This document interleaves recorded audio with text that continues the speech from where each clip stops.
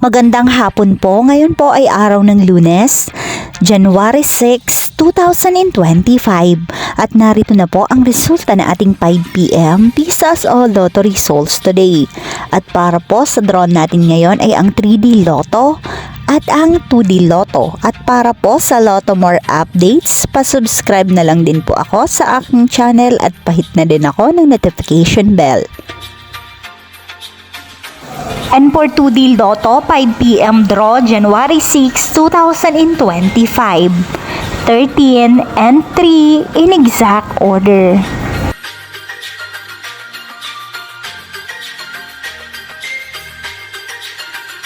And for 3D Lotto, 5 p.m. draw, January 6, 2025. 9, 3, and 0 in exact order.